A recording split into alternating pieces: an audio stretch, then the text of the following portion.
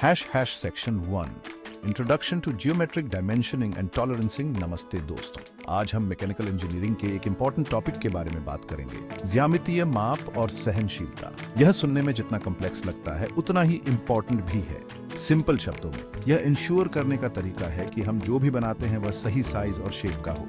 Imagine करो कि आप एक पजल बना रहे हैं जहां हर पीस बिल्कुल फिट बैठता है। इंजीनियरिंग में भी हम यही चाहते हैं और यहीं पर ज्यामितीय माप और सहनशीलता काम आती है। अब आप सोच रहे होंगे कि यह इतना इंपॉर्टेंट क्यों है।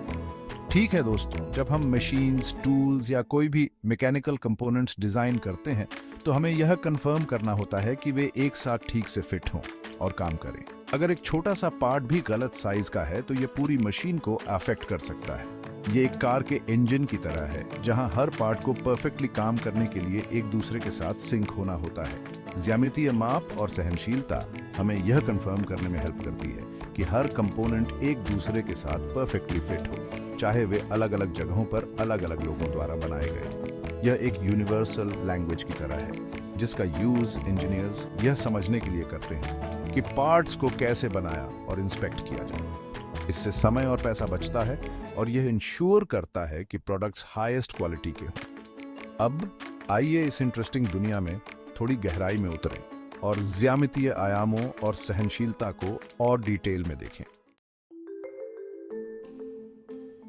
Section 2 understanding geometric dimensions. तो दोस्तों, ज्यामितीय आयाम क्या हैं? सिंपल शब्दों में ये वो मेजरमेंट्स हैं जो हमें किसी ऑब्जेक्ट के साइज और शेप के बारे में बताते हैं।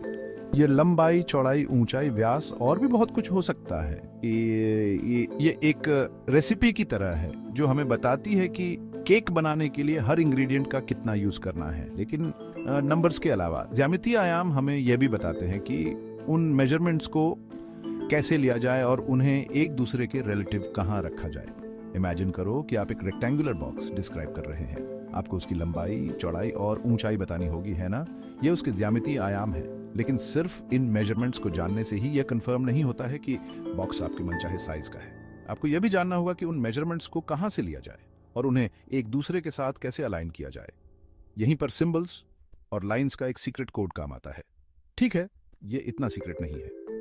इंजीनियर्स इन सिंबल्स और लाइंस का यूज ब्लूप्रिंट्स पर उन एग्जैक्ट जगहों को इंडिकेट करने के लिए करते हैं जहां से मेजरमेंट लिया जाना चाहिए, और यह भी बताते हैं कि डिफरेंट सर्फेसेस और फीचर्स को एक दूसरे के रिलेटिव कैसे रखा जाना चाहिए। यह इंश्योर करता है कि हर कोई जो बॉक्स बना रहा है वह एक ही पेज पर हो और एक ही साइज और शेप का बॉक्स बनाए। तो दोस्तों, ज्यामितीय आयाम सिर्फ नंबर्स नहीं है, वे किसी ऑब्जेक्ट के साइज और शेप का पूरा मैप है। वे इंजीनियरिंग लैंग्वेज का एक इंपॉर्टेंट हिस्सा है जो क्लैरिटी और एक्यूरेसी इंश्योर करते हैं। Section 3 the role of tolerances in engineering. अब चलिए टॉलरेंसेस पर आते हैं।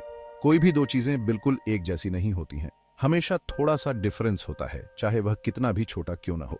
इंजीनियरिंग में हम इस डिफरेंस को एक्सेप्ट करते हैं और इसे टॉलरेंस कहते हैं। ये उस एक्सेप्टेबल वेरिएशन की लिमिट है जिसे किसी पार्ट के डिमेंशन में अलाउ किया जाता है जबकि वह अभी भी सही ढंग से काम करता है। इमेजिन करो कि आप एक पिन और एक होल बना रहे हैं। अगर पिन होल से जरा भी बड़ा है तो वह फिट नहीं होगा, और अगर यह बहुत छोटा है तो यह लूज होगा।